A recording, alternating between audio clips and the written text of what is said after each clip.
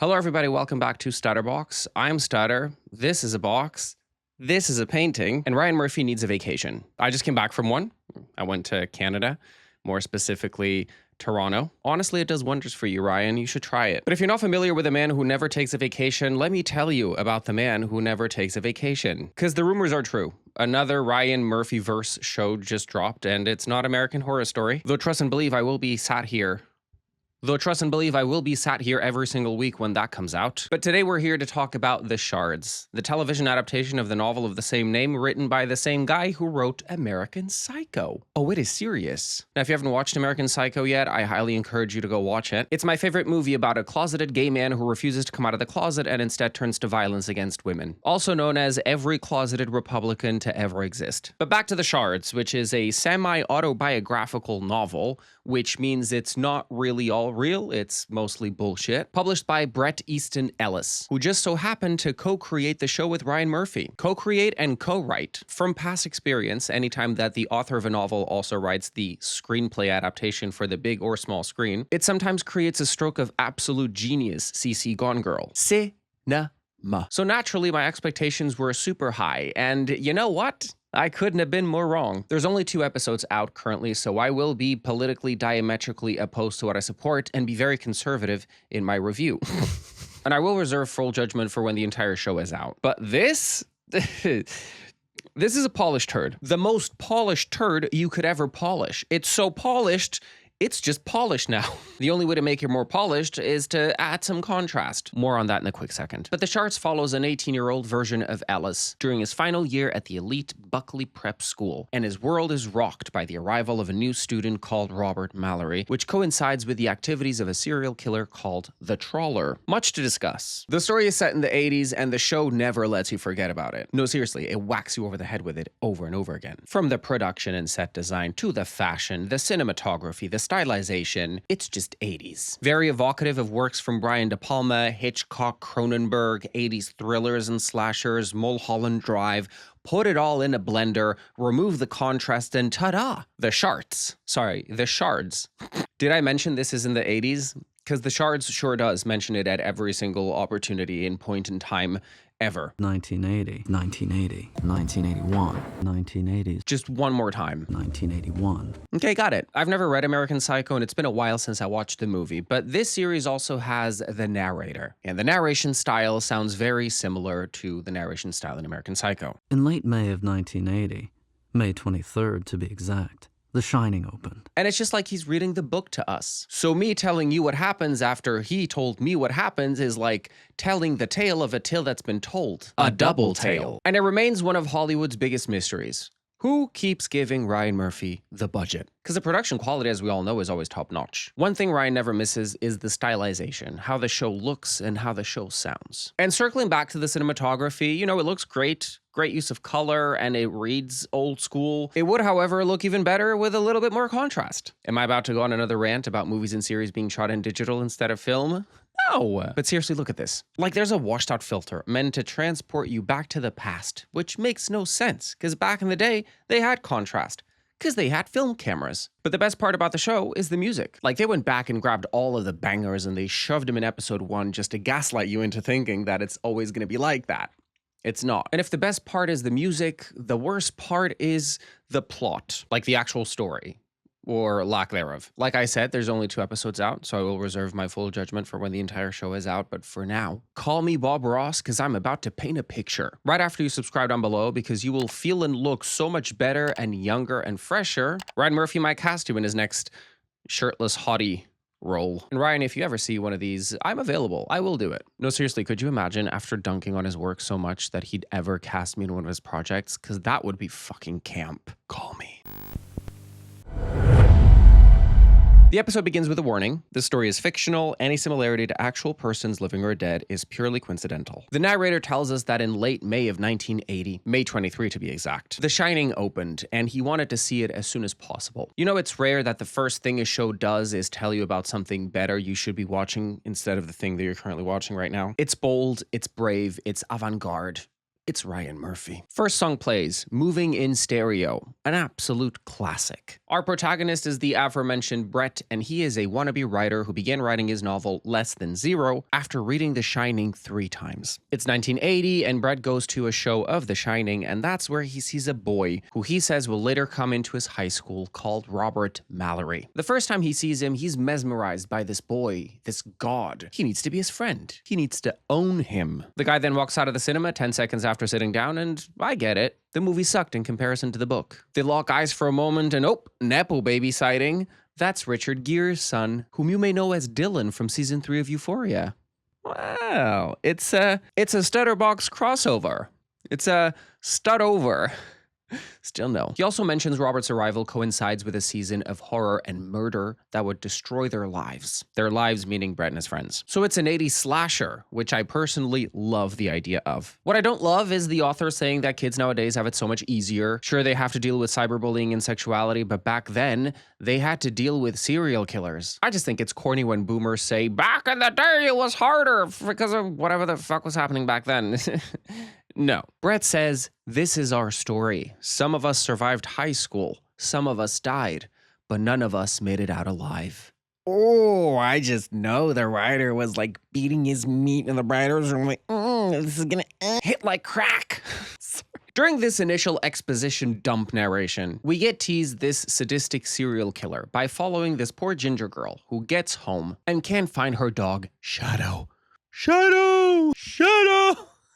Such a funny name for a dog. She receives a phone call and only hears static and notices her fish tank is half drained. And in her medicine cabinet behind the mirror in the bathroom, everything is upside down. Strange things are happening. She receives another phone call later that night, but this time she hears raspy breathing before they hang up. So in the middle of the night, like a smart gal that she is, she drives into town to post a missing poster sign for her dog Shadow and notices that there's a lot of missing pets in the hills. It's an epidemic. And then she's kidnapped and taken by a masked assailant. Great. That's what you get. And apart from the slightly obnoxious constant narration of Brett, I actually did enjoy this beginning. It showed a little bit of promise. And I promise the excitement ends now. It's just a tease, teasing us, edging us without ever letting us finish. I want to go. The rest of the episode is, to quote my dog once more, rough. Second song playing, Vienna. Oh, I love this song. I'm not gonna lie, I fucking love this song, and they really got me here. Like, I was fully locked and loaded, I was ready to go. And there's a lot of exposition that happens in the next 10 to 20 minutes, so buckle up. Brett's group of friends include Susan Reynolds and Tom Wright, who are a couple. Second Nepo baby sighting, Kaya Gerber, hey girl, and his girlfriend Deborah Schaefer, but you can call her Debbie. Sorry. Debbie. And as you can see from their fashion and their hairstyles, we are in the 80s. Honestly, the best time for hairstyles. Like, it's just everything is glorious, There was no skin fades. Baldness hadn't been invented yet, so everyone had big, long, luscious hair. And that's because they didn't eat processed food. These were all rich, privileged kids from either Bel Air, Beverly Hills, or Benedict Canyon. And as soon as they got to driving age, their parents started working longer hours, or even just longer in general, because the kids could then take care of themselves. And so these rich, privileged so all these rich, privileged kids were left to raise each other, chosen family and all that. Brett's parents, for example, have been in Europe for an undetermined amount of time and they have no intentions of coming back. But at one point, we have to wonder that maybe the parents are leaving because the kids are so unbearable to be around.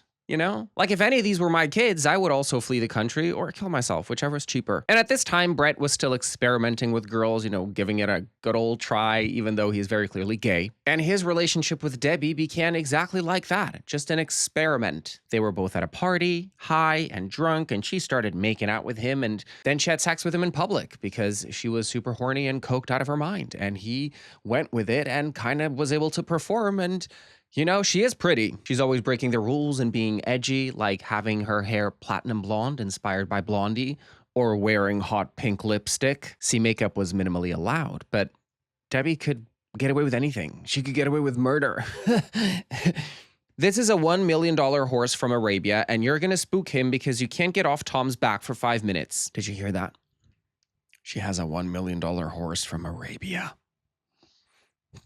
Susan and Tom, on the other hand, had been dating for 2 years now. most popular couple in school, most popular kids, because they were so effortlessly all-American and beautiful, which is code for white, rich, and skinny. They both came from affluent families. Tom is described as having an intriguing blankness that was attractive and so soothing. And I love that he's described as having a blankness because his character is given absolutely zero personality for us to work with in 2 whole episodes. He's just literally there as stand-in pretty blonde American guy. Susan, on the other hand, was Brett's closest friends, whom he was secretly in love with, which makes no sense, because he's gay. He describes her as the most beautiful girl ever, and to this day, the person he's loved the most in his entire life. But my favorite characters are Deborah's parents, Terry and Liz Schaefer. Terry is a Hollywood producer known for inviting young hot men into his jacuzzi for business dealings, aka he's a predator, a closeted gay predator. So like most of Hollywood's producers. And Liz is played by the iconic Evan Rachel Wood, one of my favorite all-time actresses of all time. I do not play about Evan. Miss Rachel Wood, if you're nasty. I had to. This woman was a generational talent who has never been recognized as much as she should have. Like, never gotten the recognition. There's this diabolical movie from 2005 called Pretty Persuasion. I've been wanting to talk about it for a while now, but it's like so nasty and wrong in so many ways. But then Evan Rachel Wood gives, in my opinion, one of the best performances of a high school mean girl ever. And she was only like 17 or 18. And it's so conflicting because the movie is horrendous, but her performance is so... And the fact that they didn't bring her back to Practical Magic 2, don't get me started. I'm so irate. Because they could have brought her back. But instead, they cast off. Anyway, Liz is a hysterical woman who drinks far too much because her husband keeps fucking half of the gay escorts in town, but she doesn't do anything about it, and she doesn't leave because she likes his Oscars. The gang all go to Debbie's house party for Labor Day because that's where it's at. And Brett is interested in shopping around his book to Terry Schaefer. Remember I told you that he was a wannabe writer? Well, he's currently writing his novel, and this is the city of connections. You know someone that knows someone that knows someone. Suddenly, you know that someone. But it is the 80s, so you probably have to go into a dark room and your way to the top. So, you know. Third song playing, Planet Earth, another banger. At the party, a guy called Ryan tells Brett they need to cool it because things have gotten a little out of hand. What's that about? Fourth song playing, This Town, that I don't know, but also a banger. They just keep coming, like they blew their entire budget on songs alone for the first episode. Rumor has it. Someone spread the rumor. I'm spreading the rumor. Spread the rumor. I started it. As these teenagers drink vodka sodas, after snorting a bunch of coke, Susan mentions the arrival of a new student who's starting on Tuesday, a new senior called Robert Mallory. And she knows this because she's the president of the student body, because she's an overachiever who looks fantastic.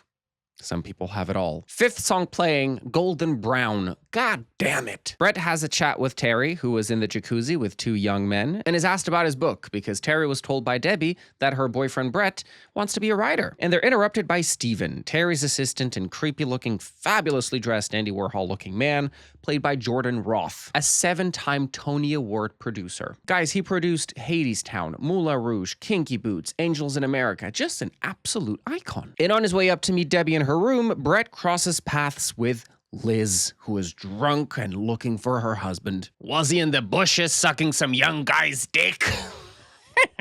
She's so fun. Song number 6, and it might genuinely be one of my favorite songs of all time, thanks to the movie Monster, which had my favorite performance of all time, Charlize Theron as Aileen Wuornos. And the song is Crimson and Clover.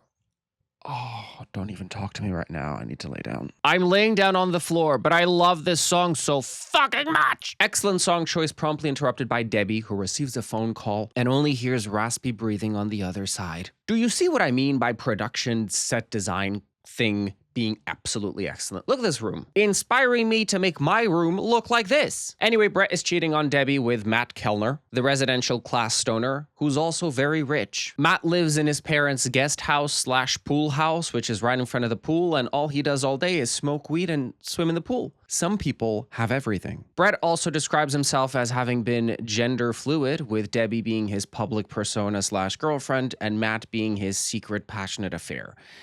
But I don't think that's what gender fluid means. Pretty sure that gender fluid is when you're born with the capacity of changing genders when you orgasm. That's science. Whilst breaking up with Matt, Brett notices his fish tank is half drained. All his fish are gone, and his cat is missing too. And Matt is such a stoner that he doesn't really think much of it or is bothered to try and find out what happened. He's like, yeah, they're gone. I don't know what happened. Anyway, here's my bong. Some people have it all and don't deserve shit. Weed is a gateway drug, kids. On the first day of senior year, the body of a woman is found in a tennis court, completely mutilated and displayed in a horrific fashion. And that's a year after the body of a woman was found in a dumpster, a homicide that has yet to be solved. Bet you almost forgot this was an 80s slasher with all of that unnecessary expository shit dump, right? Well, it is an 80s slasher. Keep up. And when Brett gets to school on his first day of senior year, he finds that the statue of his high school has been vandalized with fish guts all over. A bloody display that will cause absolutely zero waves because everyone just moves on from this as if it was a prank from someone from Harvard. These rich kids don't have time to think about who put the fish guts and blood all over that statue. They got coke to snort and Klonopins to take. Do you want a Klonopin? Robert Mallory finally arrives, and Brett can smell him before he can even see him. Normally you say that when someone smells really bad, but no, he smelled good. The most outrageous thing about him is he's wearing black skin-tight leather pants, which is crazy considering it's like 81 degrees according to the lady from the news earlier that day. More expository dump. Robert's parents got divorced, his mom died, his dad wanted to send him to a military academy, but his aunt offered to take him in and enroll him in a school in LA. And Brett is really suspicious because his aunt lives in an area that would give him access to a different high school, but somehow he ended up in this specific high school. And during the first group conversation, Brett mentions that he remembers seeing him at a cinema a year before on a very specific date, which is kind of creepy that he remembers all of that. But Robert denies it. Oh. Brett insists that he saw him at the cinema that day, but Robert insists back that he's never even watched The Shining and he wasn't at that cinema that day. So Brett states in his narration that Robert is a liar, a virus, an insidious agent there to destroy his and his friends' lives. And he sets out to find out who he really is. He follows Robert in his car, which turns into a bit of a car chase as the 7th song plays, Bad Boys Get Spanked.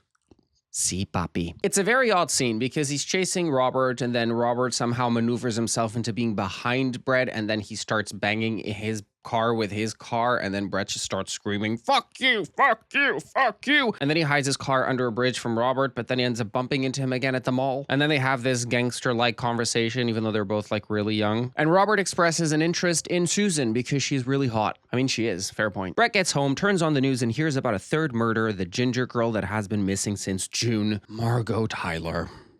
Oh, Margot. And it becomes clear why all the pets are going missing. The killer, whom the police quickly nickname the Trawler because he would trawl for victims like a fisherman casting a wide net. I Googled trawling and it's casting a net, I think. Would use pets in a satanic way. In Margot's case, he literally stuffed her holes with parts of the pet. Just nasty. And as he turns off the TV reporting on the third murder of the serial killer, Brett receives a phone call and he hears a man screaming, followed by a fainting male voice asking for help. Episode 2, and another girl has been missing for 8 weeks, and Brett seems like the reasonable amount of freak the fuck out. Whereas all of his friends are like super blasé about the situation, like they do not care. Why think about all these people getting killed and all their homes getting broken into when you can plan the next lavish party? Seriously, who is this show made for? The next party they're planning is for Robert, and when Brett asks why they're planning a party for Robert, Susan says, I think we should make him feel welcome. I think he had some hard times, and I think he needs to feel welcome. Something tells me they want him to feel welcome. What hard times did he go through? Well, apparently he was institutionalized, although they're calling it more of a developmental center, which is rich folk speak for asylum.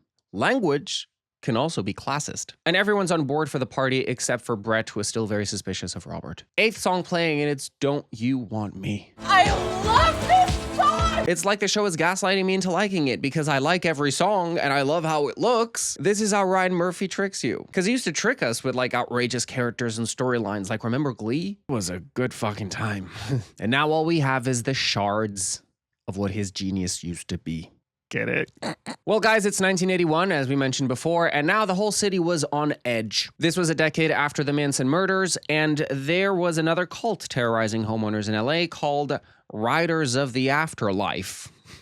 Fucking shit name. It was this group of young, barely articulate hippies formed out in the Mojave, led by Bruce, who turned out to be a high school English teacher from Lancaster, who was fired due to sexual improprieties with female students. They did drugs and acid and tranquilizers, and Bruce became increasingly more addicted and messianic, which escalated their acts of violence. First, they would just break into homes, then those break-ins escalated into violence, until eventually the first person was killed. Early survivors mentioned the intruder wore all black, black ski mask, black turtleneck, black pants, and the modus operandi, MO for friends, was so similar to the trawler that the authorities even considered at some point that the riders of the afterlife were involved in the trawler murders. So now there was both the trawler targeting young women and the riders of the afterlife targeting people. And the fear was messing with Brett, who would feel a presence in his home every night as he typed away on his novel while smoking cigarettes like a middle-aged disgruntled man who's been wronged by his ex-wife who divorced him, took the kids and half of everything that he built on his father's wealth. Liz makes another appearance, and I just love her. She's all disgruntled that her husband keeps fucking every gay escort in town instead of her, and she has this diabolical wig on her. I don't know what they were thinking, but yeah! Ninth song and its video killed the radio star. Another fucking banger. They should make it digital kill the film star, and now everything sucks to look at. Brett and Debbie go to this very exclusive club that she has access to because her dad is friends with the owner, obviously. And he bumps into Robert, who's there because he was invited by Debbie. Apparently the gang wants to get to know him a little bit better before the party that they are throwing him. Robert then mentions that Matt told him about the falling out that he had with Brett, which Brett really does not like. Because remember, they were fucking, and back then in the 80s, gay fucking was not right. It's frowned upon. Not today, though. Today, everybody celebrates gay like crazy. They can't get enough of it. He also tells Brett how much he wants to fuck Susan, taste her sweet little pussy, fuck her in the ass, make her scream and beg for more. Just jarring language. Out of nowhere. Brett leaves, ditches his girlfriend to go meet Matt, and on his way out says that he knows that Susan's not going to be able to resist him and is going to do whatever he wants with him. Damn. They want us to believe that this man is irresistible and anyone will break their neck just to be with him. Brett gets to Matt's place, who seems rather pissed off that Brett keeps calling him only to just breathe into the phone. And he's been doing this all week, and Matt wants him to stop. He also accuses Brett of breaking into his house, leaving a pentagram on his poster, and draining his fish tank. Brett insists it wasn't him, but Matt doesn't believe him, rejects his advances, and kicks him out. So Brett meets Terry for a meal to discuss the potential buying of his book that no one has read a page of, because he's got connections. And Steven is there, and he's like, "Oh, you wore the school uniform like I told you. Well done." So Steven is like the procurer of young men for Terry. Like a fabulous gay Epstein. Brett gets to talking to Terry, who is very quick to make his obvious advances even more obvious. And the funniest thing about the show is how much Brett comes off as someone who knows the ins and outs of Hollywood and understands these dealings and these parties and the drug use and the alcohol abuse and all that. But then he's genuinely shocked when Terry makes a move on him. Terry, the guy who his entire friend group say is a creepy gay predator who keeps predating on young men. Terry, who his friends have joked only wants to see Brett because he also wants to fuck Brett. It just makes no sense that he wouldn't know what he's there for, considering everyone around him has told him what he's there for, including himself. Like, Brett knows what he's there for, but then is shocked when it happens, and I'm like, girl. Like, is it okay for Terry to be doing this? Absolutely not. It's gross. He's a predator.